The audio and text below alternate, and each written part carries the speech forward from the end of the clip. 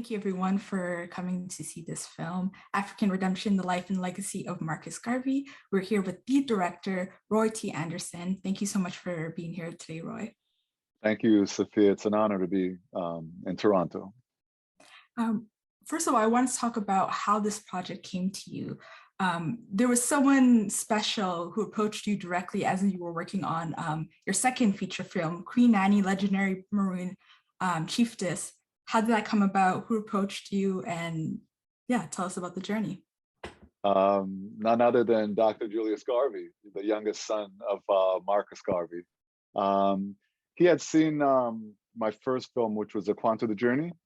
And, you know, by virtue of that, he was impressed by it, and he contacted me and he said, you know, there's this thing I'm working on, and I'd love for you to work on it with me. And I'm scratching my head and I'm wondering, what's he thinking about? He goes, I want to do a movie about my dad. And I said, wow, can I handle that? Well, what happened was I was finishing up Queen Nanny. And so I said to Dr. Garvey, as much as I would love to do it, Dr. Garvey, when I do something, you know, I want to give it my complete 100% attention. That's the only way to do it right. And I said, unfortunately, I have to say no to your project right now, but, you know, good luck if you decide you want to move forward with it, you know, with someone else. So fast forward a few years later, Nanny is finished, and Dr. Garvey and I got back in touch with each other. And as luck would have it, fate, we started laying the groundwork of what would be the story about his father. And it, you know, it went through different iterations. In the beginning, it was going to be a son's story about Marcus Garvey, and then the untold story of Marcus Garvey. And then eventually, with myself as the primary driver, it became African Redemption, The Life and Legacy of Marcus Garvey. And so here we are today. I'm so glad that, you know, we're able to persevere, you know, with a team that supported me so much along the way, in a shoestring budget, I may add, out of my own pocket. But I have no regrets about doing it. It was an amazing experience and journey. Yeah, and so fast forward, you know, for those who watched the film, you can hear a very familiar voice, and that is the Keith David, who is the narrator of this film. Did you have him in mind when you were creating this? How did you approach them? How did that collaboration come about? Did I have him in mind? Oh my God, if I would have thought about that, I would have considered myself crazy, you know, to think that the Keith David would be my narrator. But it was just some strange synergy, you know, that came about. Keith and I, we have mutual friends, so that's how that introduction was made, right? And so how Keith became involved in this project, he was heading over to South Africa to work on a film, and it was his first trip to the motherland, right? And so a friend of mine said to me, Keith would love to see A Quanto. Is there any way that you can send him a link, right? So I sent him a link, and believe it or not, before Keith touched down in South Africa, I received an email from him, and he says, brother, that is so powerful. We have to work together. And in fact, that's what happened. I went down to Atlanta. I believe it was 2017. He was on the set of Greenleaf, and we had a discussion along the way. I showed him some of the rough cuts and what I was filming down in Jamaica the first few months of shooting, and based, you know, on the strength of that, which, I mean, it was really, really rough. I was almost embarrassed to show him, but you know, he was sold. You know, he said, you know, brother, I need to be a part of this. Whatever you want from me, whatever you want us to do to move this thing forward, let me know. And I'm there. And that's how it all started. And, you know, it speaks to the work that you've created, but also it speaks to Marcus Garvey's legacy. For those who know about him, and Yes. it's very clear why someone would want to join onto this project. What I found really interesting with your film is, there's been other documentaries about his life, but what you Yes. do really well is grounded in the present, especially like towards the end, there's interviews from people who are continuing with his practices, whether they're Garveyists, Rastafarians, Pan-Africanists, or people who just incorporate his teaching into his politics. Could you talk about that process in those interviews? Well, I mean, it just, as you said, I mean, it just talks about like the breadth and the reach of this man who left us over 80 years ago. A man who preached Black is beautiful before it was Vogue. Man who stepped up on the ladder in 135th Street in Harlem to proclaim, "I am a new Negro," right? So I mean, he resonated with I was going to say a certain section of the Black population. No, no, no. He resonated with a major part of the Black population there. You know, I often said that the Black folks in America have been dealt a really, really raw deal. You know, they got brought over here from Africa, the terrible Middle Passage, and then they come to America, and those in charge really, they didn't want them to remember any of their history. So I mean, they beat it out of them. I mean, literally and figuratively. So Marcus Garvey, 5'7", from Jamaica, an immigrant, rapid fire speaker, and he's saying to these folks, listen, you should be proud of who you are. You should be proud of your rich history. A man who his whole life was dedicated to the project of redeeming Africa. And he repeated to these folks that, listen, Africa is not this dark continent that you need to be ashamed of. There's so much richness to this. So that has reverberated through the years, from the at the height of the Harlem Renaissance, all the way to, the Black Power movement, in the 1960s, to leaders like Malcolm X, Martin Luther King. I mean, this man really was a catalyst, for these individuals and African leaders. So now, with the generation now that we are today, represented in this Matter movement, they will be the first to tell you that without a Marcus Garvey, there would not have been a Black Lives Matter, because of what he was preaching. Pride in self, be self-sufficient, and just be proud of your history. And his mantra was, "Up, you mighty race! You can accomplish what you can." Right? Right. And that's something that resonates to this day. Thank you for that. In the film itself, you have a mixture of, interviews, a lot of really beautiful archival footage, and also dramatizations. Could you talk about the casting process for that? And when you were creating this project, did you know at the beginning if you were going to have dramatization as well, or was that something that developed as you went along? Well, I knew I wanted to have dramatization, and the big reason for that is I believe that was going to help me to vindicate the legacy of Marcus Garvey. And the reason why I say that, I wanted to present Marcus Garvey. Sure, he's a world figure of major prominence, but he's also a human being, right? So I wanted to be able to show, through the performances, the frailties. This man is human. So I wanted to present his story, warts and all. And I think the actor who I was able to get to play the adult Marcus Garvey, this is his first role as an actor. I know him as someone who writes about the culture in Jamaica, and someone who was a publicist for one of my films.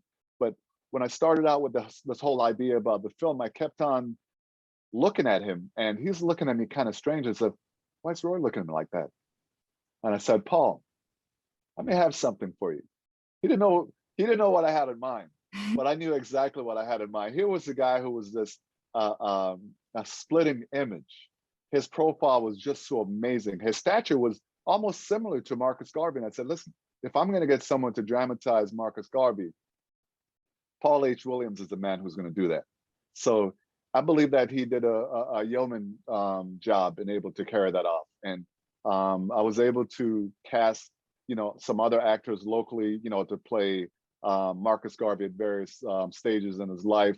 I casted Marcus Garvey's first love interest, who became eventually his wife, Amy Ashford Garvey, and I casted also Amy Jakes Garvey.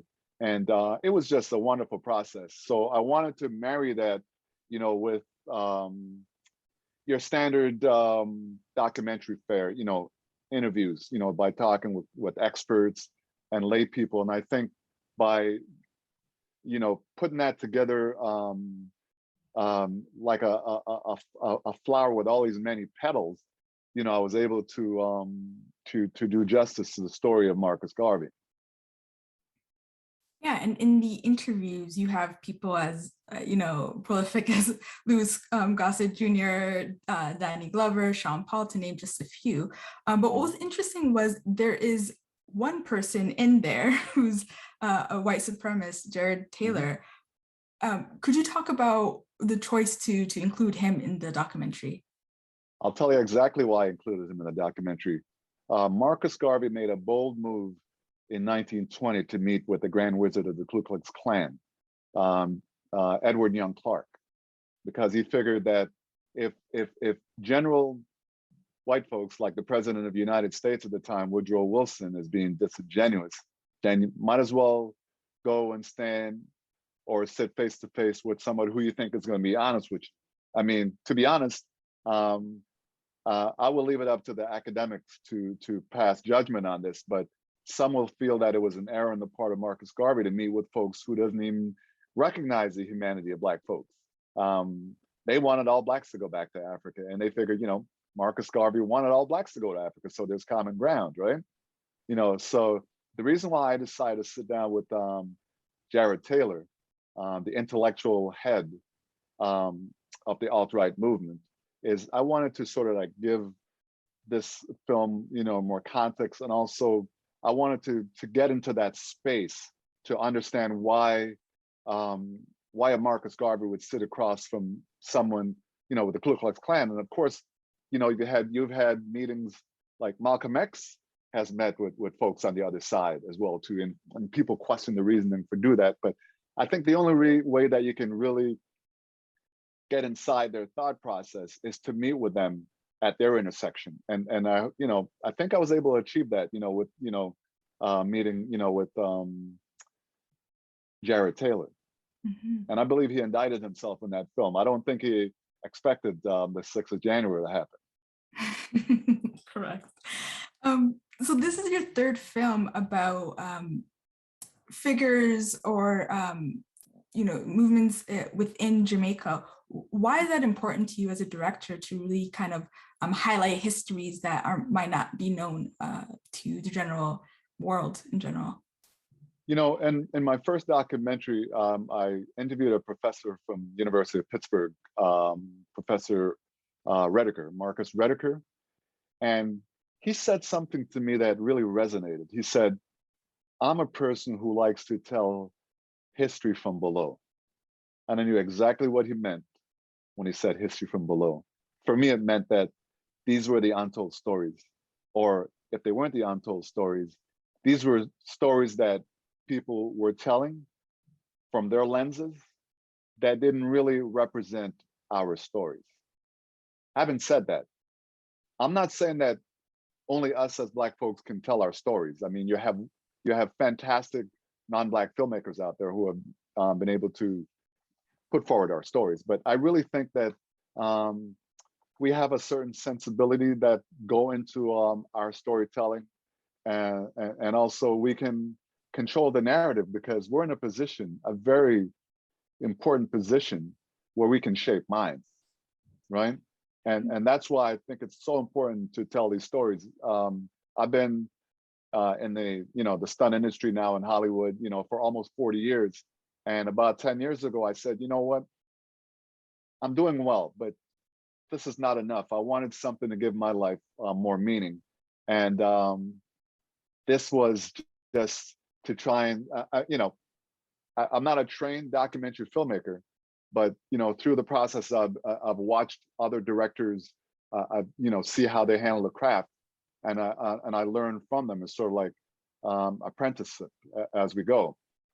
And from watching television specials, Dr. Skip Gates, for example, Tracing Your Roots, I was really fascinated with those kind of shows.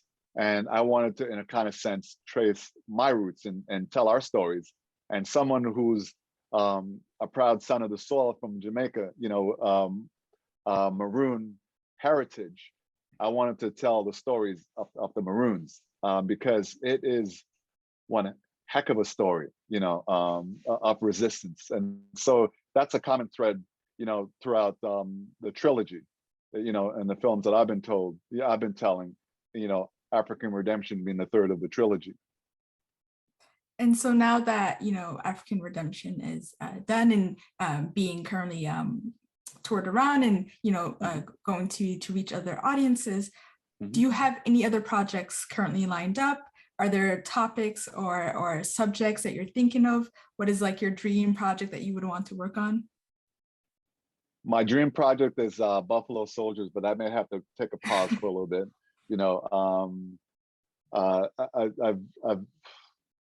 My wife has really put up with me, and she's my rock. And I want to be fair to her. I want to take a little break from filmmaking, but at the same time, we want to continue to push. We want to push African Redemption, because we wanted there to be a long shelf life for this film, especially in the educational realm.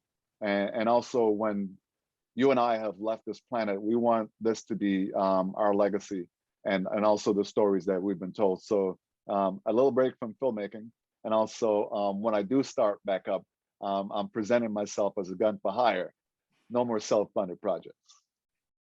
I wish that for you as well. Thank you again, Roy. This has been great. And for anybody else who's watching, please watch our other films at the festival. And thank you again for watching this amazing film. And again, I mean, if people want to keep track of what we're doing, if they can go to our Instagram page, Marcus Garvey Movie, or our website, garveythemovie.com.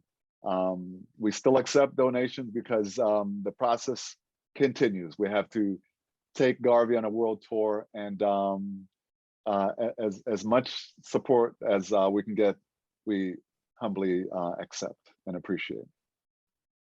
Thank you. You're welcome.